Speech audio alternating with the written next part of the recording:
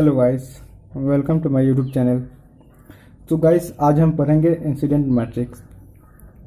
तो guys incident matrix में क्या होता है, एक ग्राफ होता है। एक ग्राफ से हमको मैट्रिक्स बनाना पड़ता है। गाइस ये जो टॉपिक है, ये टॉपिक नेटवर्क एनालिसिस सिंथेसिस, ये एक सब्जेक्ट है। ठीक है, ये आपको बीटेक 4th सेमेस्टर में आपको मिलेगी, सेकेंड ईयर का है। तो वैसे इसमें क्या होता है कि इसमें 2 पॉइंट आपको पता होना चाहिए क्या होता है। एक होता है नोड, ठीक है, एक पॉइंट होता है नोड। और नोड क्या होता है एक्चुअली नोड वो होता है जैसे कि कोई भी वोल्टेज सोर्स, करंट सोर्स, मतलब कोई भी सोर्स किसी एक पर्टिकुलर पॉइंट पे आके मिलते हैं तो उसको नोड बोलते हैं। ठीक है, आप नोड को जंक्शन भी बोल सकते हैं। ये होता है नोड। ठीक है, करंट सोर्स है, वोल्टेज सोर्स है, जो भी सोर्स किसी एक पर्टिकुलर पॉइंट पे मिलते हैं तो उसको नोड बोलते हैं। ठीक है, और सेकेंड आता है ब्रांच। अब टॉपिक आती है, अब बात आती है ब्रांच। ब्रांच किसे कहते हैं? ब्रांच क्या होता है, जो भी करंट सोर्स, ठीक है, वोल्टेज सोर्स, ठीक है, कैपेसिटर, इंडक्टर, जो भी होते हैं, तो ये सब क्या है, ये सब ब्रांच है। ठीक है, ब्रांच का मतलब क्या होता है, एक मीडियम, मतलब करंट का आने का कोई जो मीडियम हो उसको हम ब्रांच बोलते हैं। ठीक है, तो इसमें ये 2 चीज़ इम्पोर्टेंट है। ठीक है, और इसमें एक चीज़ और है कि इसमें जो भी इनकमिंग होता है, इनकमिंग जो करंट होता है, ठीक है, उसको माइनस से डिनोट करते हैं। ठीक है, जो आउटगोइंग होता है उसको प्लस से डिनोट करते हैं। ठीक है गाइस, इस टॉपिक में बस ये आपको इतना पता होना चाहिए, ये चीज़ आपको पता होना चाहिए। इसकी हेल्प से आप मैट्रिक्स ड्रॉ कर सकते हैं। ठीक है, तो गाइस आइए आपको हम मैट्रिक्स बना के दिखा। तो गाइस ये कुल्फी जैसा दिखने वाला ग्राफ हम लोग के सामने है, तो इसको हमको मैट्रिक्स ड्रॉ करना है, इंसिडेंट मैट्रिक्स। तो इंसिडेंट मैट्रिक्स को ड्रॉ करने के लिए हमको रो और कॉलम, आपको पता होगा कि मैट्रिक्स में रो और कॉलम होते हैं। ठीक है, तो आप अब एक काम करना है, हम लोग के जो भी नोड हैं, नोड को हमको इस साइड में लिखना है, ए बी सी और डी। ठीक है, और जो ब्रांच है इसको ऊपर लिखना है, 1 2 3 4 5 6।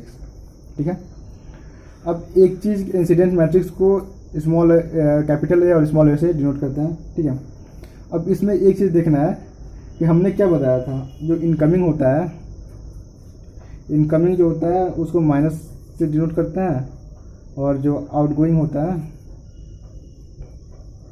वो प्लस में होता है। ठीक है, अब इसमें आपको एक चीज़ देखना है कि जो ए है, ठीक है, जो ए, ये जो ब्रांच है वो बी में इनकमिंग है या आउटगोइंग है, आपको ये देखना है। ए से तो निकल रहा है और बी पे जा रहा है। ठीक है, आउटगोइंग है। ठीक है, तो आउटगोइंग के लिए क्या है, प्लस है। ठीक है, और बी में इनकमिंग है, बी में इनकमिंग है। ठीक है, तो बी में माइनस होगा। बाकी सी और डी में जो है, सी और डी, इसमें ब्रांच 1 है, वो बी और सी में कहीं भी वो नहीं जा रहा है। ठीक है, सी और डी में, इसलिए इस दोनों में 0 0 हो जाएगा। ठीक है, अब बात आती है बी की।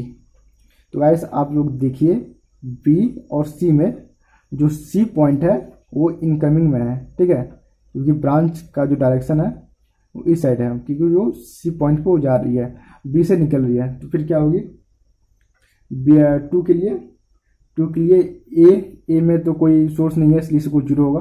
ठीक है, बी और सी, ठीक है, तो बी में क्या होगी, ये प्लस में होगी बी में, क्योंकि बी से ये निकल रही है, मतलब आउटगोइंग, बी से आउटगोइंग हो रही है, तो ये बी में प्लस होगी। ठीक है, और सी में माइनस होगी, क्योंकि सी में इनकमिंग है, तो इनकमिंग करंट जो है तो नेगेटिव है। ठीक है, और डी में तो 2 जा नहीं रही है।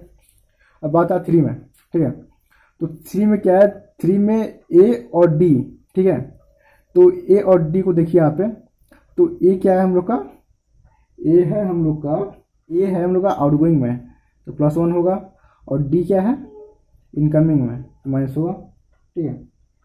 तो और हम लोग का बी और सी 0 होगा, क्योंकि बी और सी में तो कोई कुछ जा नहीं रहा है, ठीक है।